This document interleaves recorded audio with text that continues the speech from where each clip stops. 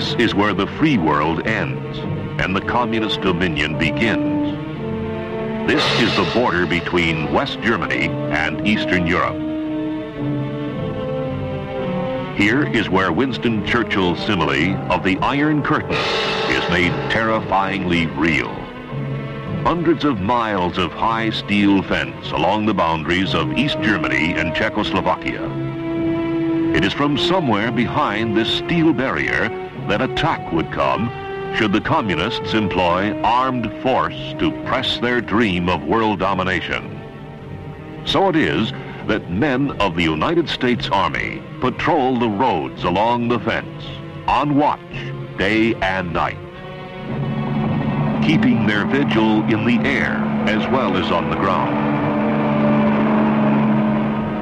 Reports flow back constantly to 2 United States cavalry regiments that are poised along the border of West Germany, ready to hurl themselves at the foe should invasion come, determined to slow his advance until the free world deploys its armed might. For this is the frontier of freedom.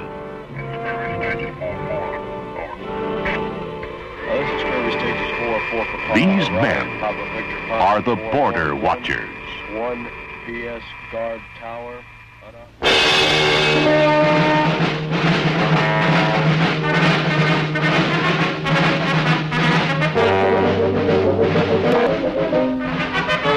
One of the most honored unit insignias in the United States Army is the regimental crest of the 2nd Armored Cavalry Regiment, serving its country since 1836. Today, its motto, toujours prêt, always ready, is more significant than ever, as the men who wear it carry their vigil into the skies. That is Czechoslovakia in the distance, occupied by armies of the Soviet Union, a totalitarian power that has used armed force to dominate its neighbors. It is lush countryside, a landscape painter's delight. Massive castles frown over sunny fields and dark forests. The red tiled roofs of ancient towns gleam like illustrations from a medieval storybook. Rolling meadowlands, fertile soil for wheat and other crops, breathe a tranquil peace. Only the frontier fence mars the pastoral scene. It runs like an ugly scar interminably across meadowland and valley. Ominous watchtowers link it at regular intervals.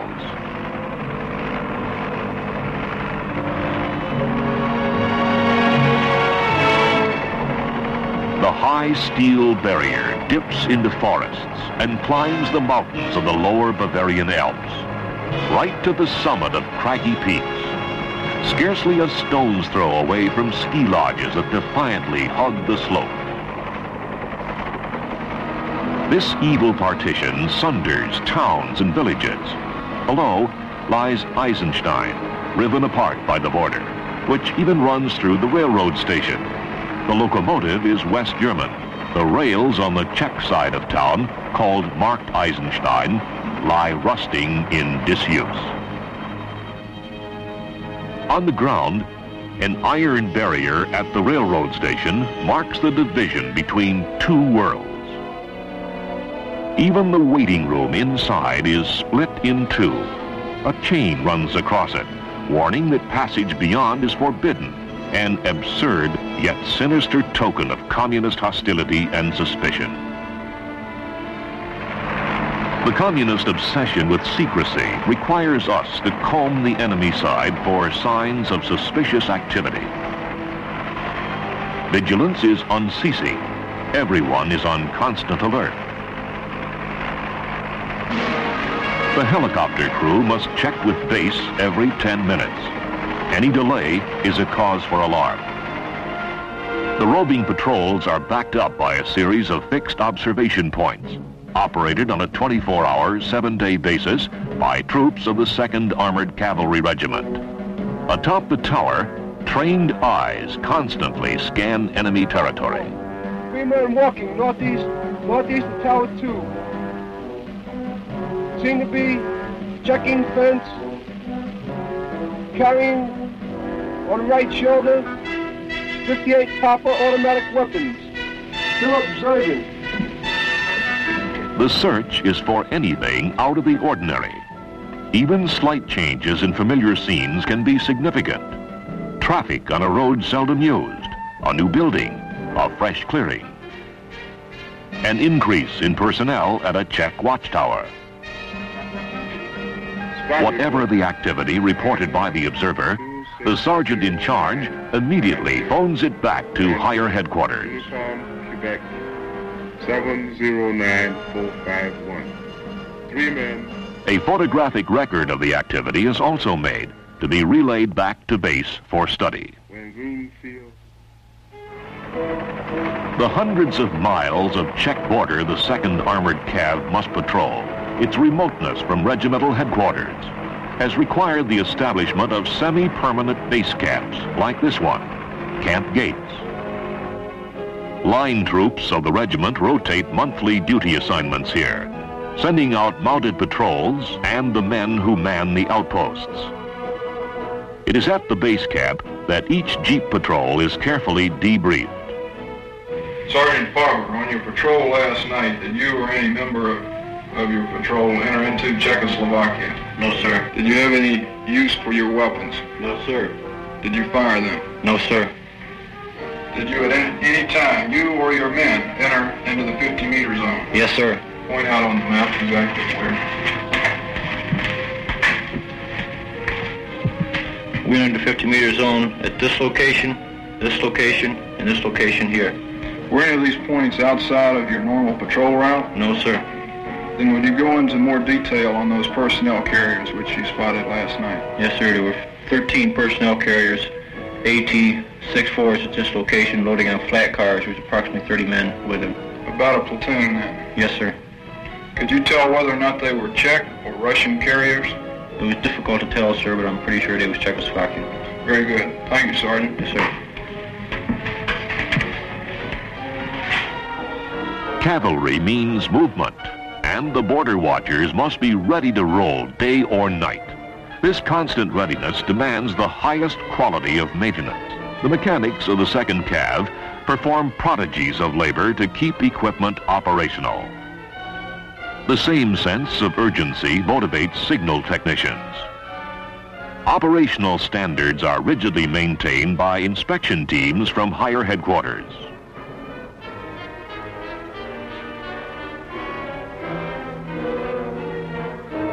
CMMI stands for Command, Maintenance, and Management Inspection.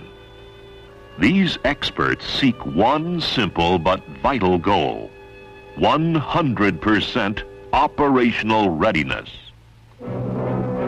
Men, as well as equipment, must be kept in a high state of readiness.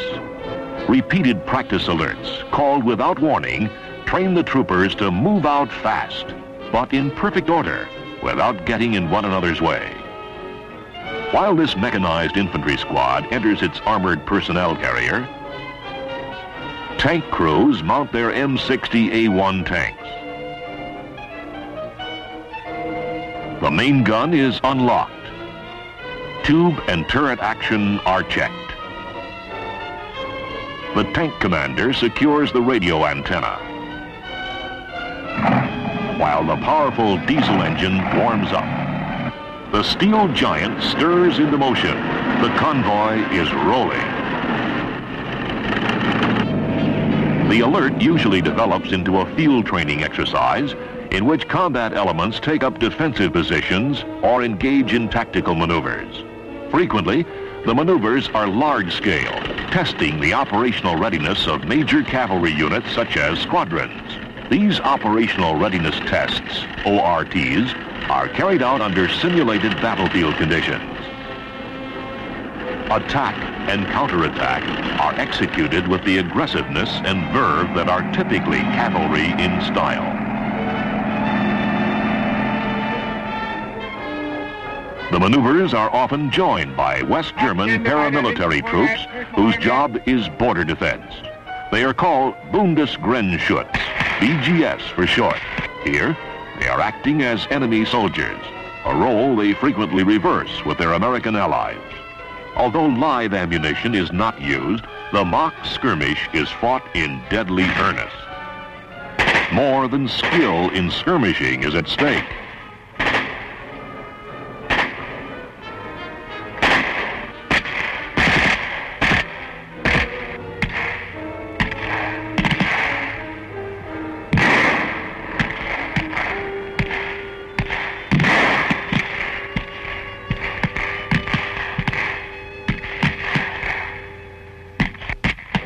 These men of the German Federal Republic are prepared to defend their country and the nations allied to them in NATO.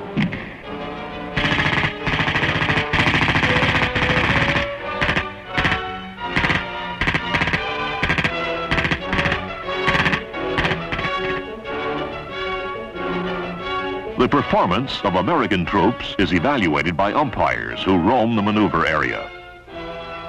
These men are officers or high-ranking non-coms of great experience. They grade the skill and teamwork of fighting units. Particular attention is paid to the leadership qualities shown by those in command. Their reports go back for study to the regimental command post in Nuremberg. This is where the headquarters of the 2nd Armored Cavalry Regiment is located. It is in a former SS Kaserne, in which Der Fuhrer himself lived when he came to this ancient city to address Nazi party rallies. The famous stadium where the rallies were held stands empty nearby. Once it rang with marching boots as 100,000 stormtroopers crowded its vast area. From this podium, Hitler exhorted his followers and received their frenzied adulation.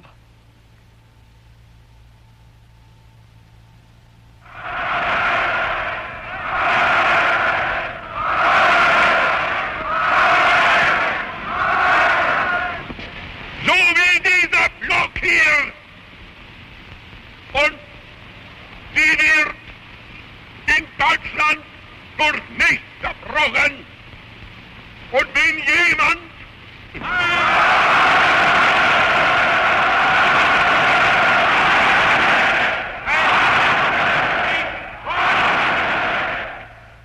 in disuse since the Nazi downfall, the stadium today is a bleak expanse of quiet desolation, a grim reminder of how fleeting are dreams of martial glory and world conquest. In vivid contrast, modern Nuremberg throbs with the life and noise of a busy metropolis. Nuremberg is one of West Germany's major metropolitan areas. Virtually leveled by Allied bombing raids, the famous medieval city has been meticulously rebuilt. No sign of devastation remains. Nuremberg is a favorite of cavalry troopers on leave. Its glittering shops, excellent and inexpensive restaurants, many theaters and nightclubs offer ample diversion from the strain of border watching. The 2nd Armored Cavalry Regiment has a vigorous recreation program. It is often combined with the goal of improving community relations. This soccer game is being played by German and American teams.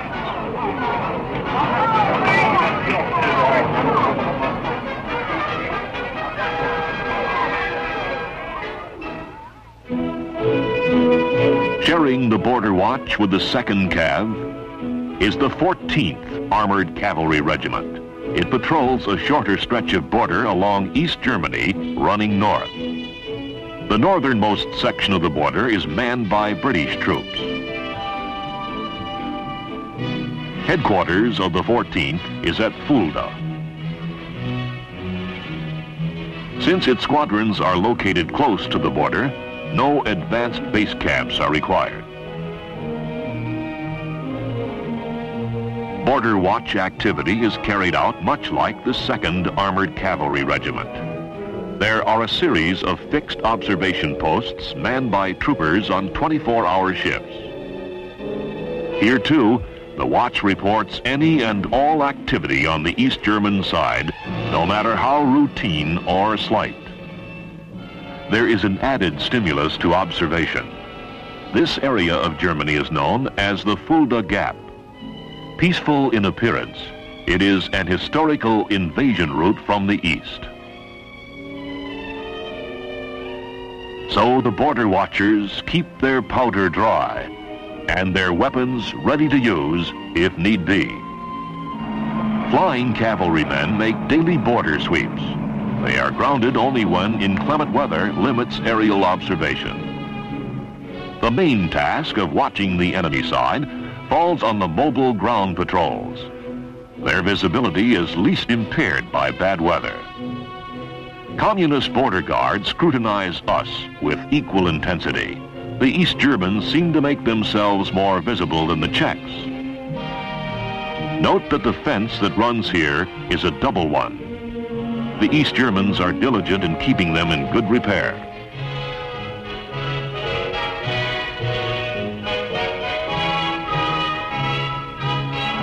They also conduct surveillance from the air. Their helicopters are Russian-made and fast. Their pilots are skilled. Communist watchfulness is meant more for their own people than for us. A trap for would-be escapees is seen below from one of our helicopters. Long strips of earth are plowed close to the fence. When the earth is soft, it leaves telltale footprints of anyone attempting to flee the communist paradise. The soft, fresh earth holds a deadly menace. It is seeded with mines.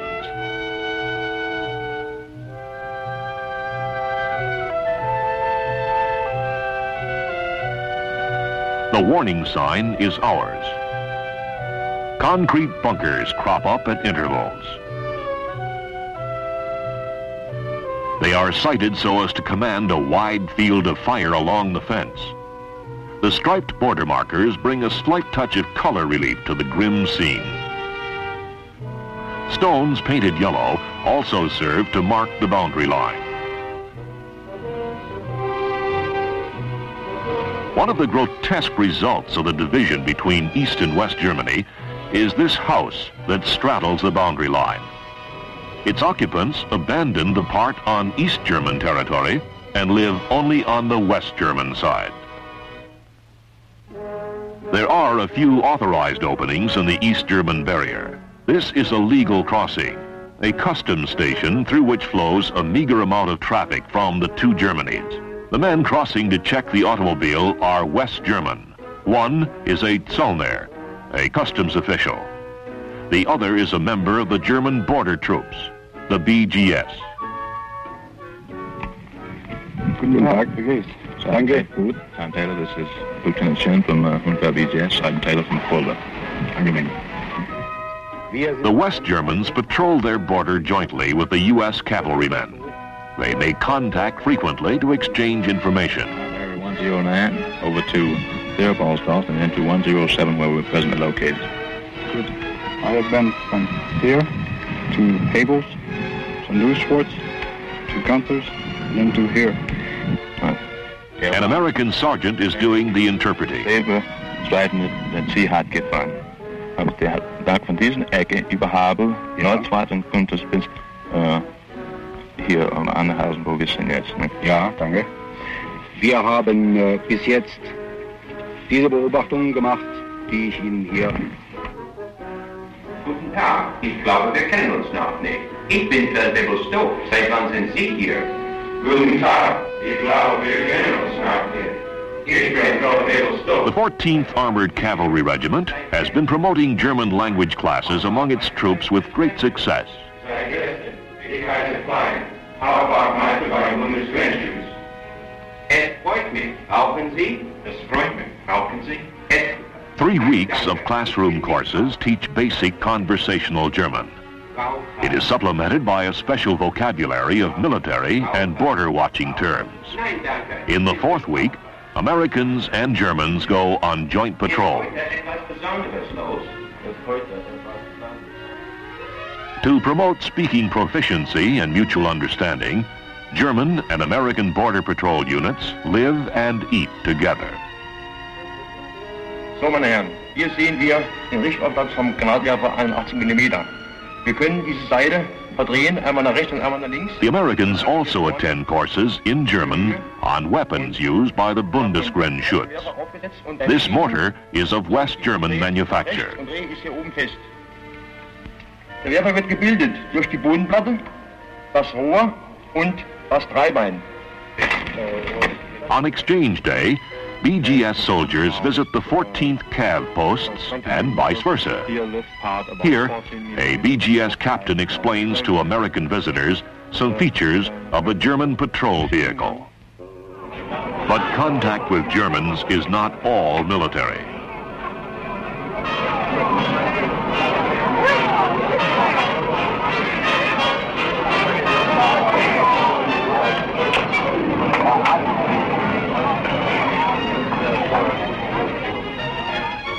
Social relationships are encouraged by both forces.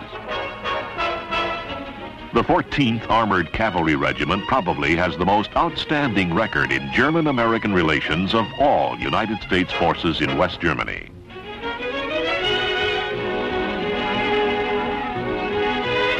This sustained effort to cultivate friendship reaches deep into German civilian life. A popular activity is a week on the farm, during which cavalrymen help out in spring planting or fall harvesting. Preference is given to farms in the border vicinity. The cavalrymen also have a highly successful emissary of goodwill in their band.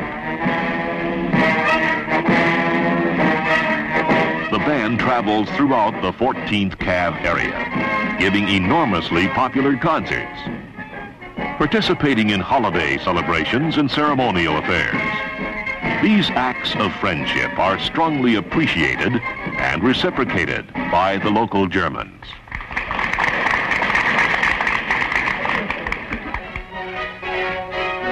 No city in West Germany is more hospitable to American soldiers than is Fulda, regimental headquarters of the 14th. Fulda is also one of the most attractive. Its municipal castle was once the home of Fulda's great prince bishops. It is considered to be, along with St. Paul's Gate and the Organerie, among the finest examples of German Baroque architecture. The magnificent St. Boniface Cathedral is an international shrine since it houses the bones of St. Boniface. In stark contrast is this modernistic church. Parts of Fulda have a decidedly modern look. This is University Square, named after its centuries-old center of higher learning. The charm of Fulda and the friendliness of its citizens, that's the Lord Mayor addressing his people, is cherished by the 14th Cavalrymen. The bond is strengthened by a common awareness that the hostile border lies close by. That is why the 14th is in constant combat training. Like its sister regiment, the 2nd Cav, the 14th has a dual mission in Germany: to patrol the border and to carry out a delaying action should the enemy pour his massive strength across the border. The modern U.S. Cavalry Regiment is formidably equipped for this purpose. This impressive array of tanks and armored vehicles belong to just one line platoon. Each platoon is backed up by the additional firepower of a squadron tank troop and the heavy guns of a self-propelled 155mm howitzer battery. Helicopters add an aerial dimension to its ground reconnaissance capabilities. Training in an armored cavalry regiment is rigorous. Tank men must pass an annual tank crew qualification course. Their effectiveness in simulated combat situations is carefully judged.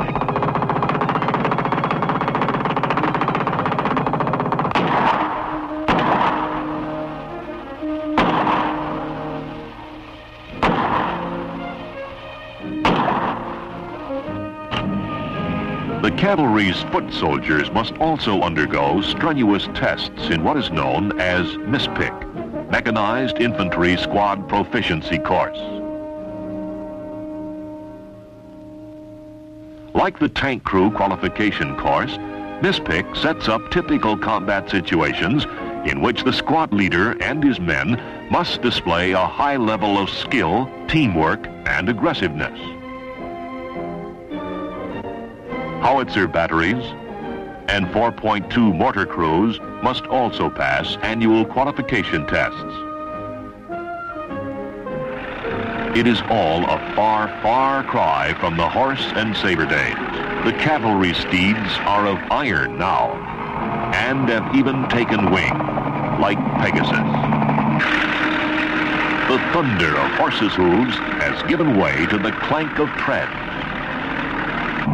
and the beat of rotor blades. But the spirit of the past still rides with the 2nd and 14th Armored Cavalry Regiments. The cavalryman's traditional dash and boldness, his fierce pride in the battle history of his regiment, burn as strong as ever. The 2nd Cav, which fought valiantly in almost all of America's historic wars. The Mexican, the Civil, the Spanish-American, World War I and World War II. The 14th Cav, which fought the Philippine Moros 2 generations ago and won imperishable fame in World War II in the breakout at San Lo, the Battle of the Bulge, and the capture of the Remagen Bridge. Yes, the cavalry traditions of honor, valor, dedication are very much alive today. Here, on the West German border, there is no questioning as to why men are prepared to fight. The issue is clear. Freedom is at stake. And these 2 great cavalry regiments, the Border Watchers, will, if need be, fight to preserve it.